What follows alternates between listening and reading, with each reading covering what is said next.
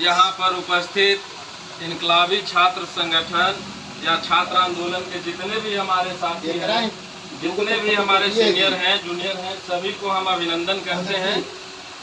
और जो भी श्रोतागण सुन रहे हैं वीडियो में या तो ऑडियो में जो भी बन रहा है, जो भी सुन रहे हैं, उन सबको अभिनंदन करते हैं।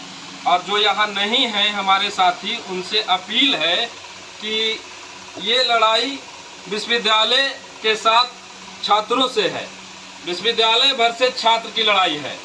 तो ये लड़ाई का मुख्य कारण क्या है?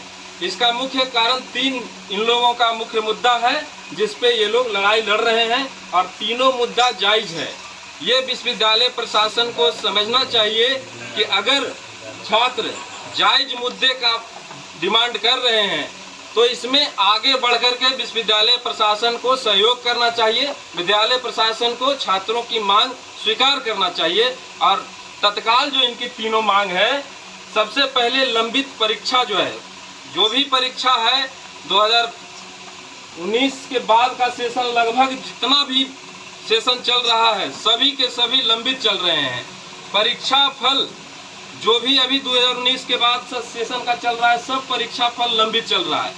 आए दिन जो एक तो सरकार वैकेंसीज नहीं निकाल रही है, और जब निकालने वाली होती भी है तो हमारे मगध विश्वविद्यालय के होनहार छात्र छात्राएं इससे वंचित रह जाते हैं।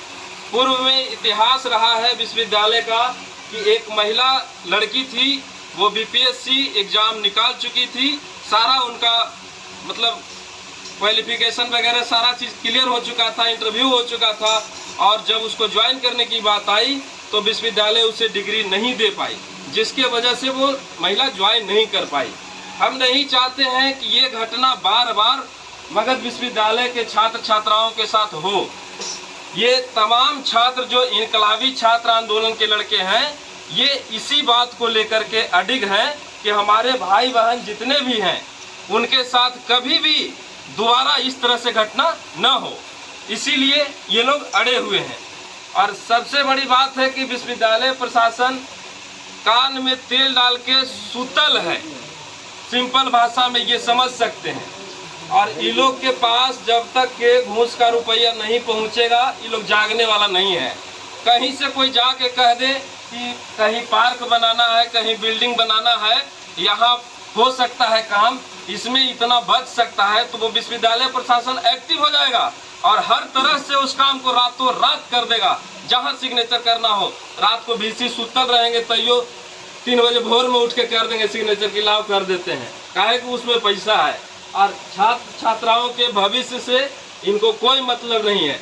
इनको मतलब होता तो कम से कम कुछ नहीं तो लड़कन की बात सुनने आते और इसके समाधान के लिए तत्पर होते, आगे आकर के लड़कन को उत्साह बढ़ाते कि नहीं सही डिमांड है इन लोगों का, इन लोगों के डिमांड के साथ हमको सहमत है, हमको काम करना है। इस पे सारे कर्मचारियों को आदेश देंगे। जितने लंबित परीक्षा फल है, हमें नहीं लगता है कि 1 महीना 2 महीना से ज़्यादा लगेगा। किसी भी परीक्षा को बार बार इनके प्रशासन के द्वारा कैलेंडर निकाला जाता है, एग्जाम का कैलेंडर, परीक्षा फल का कैलेंडर निकाला जाता है, और उस कैलेंडर को देख करके जो घर में छात्र रह रहे हैं, जहाँ भी रह रहे हैं, वो लोग नेट के माध्यम से देखते हैं, किसी माध्यम से जानकारी मिलती है तो बड़ा खुश होते हैं कि अब तो हम लोगों का रिजल्ट आ जाएगा, या अब तो हमारी परीक्षा हो जाएगी फाइनल की, अब नहीं अटकेगी, अब मेरा सेशन लेट नहीं होगा। लेकिन विश्वविद्यालय प्रशासन हर बार उसके आशा पर पानी फेर देता है। उसको हर बार एक चॉकलेट दिया जाता है। जब लेट होता है, जब छात्र आंदोलन करना शुरू करते हैं, तो कुछ न कुछ एक चॉकलेट की तरह दे दिया जाता है। ये सोचा जाता है कि चलो भाई बच्चा है, इसको चॉकलेट दे देंगे, मान जाएगा। लेकिन ऐसा नहीं है। बच्चा थे, अब यूनिवर्सिटी में पढ़ने आए हैं, ये सबसे ऊंचा संस्थान है, शिक्षा ग्रहण करने का सबसे उच्च संस्थान इसी को माना जाता है।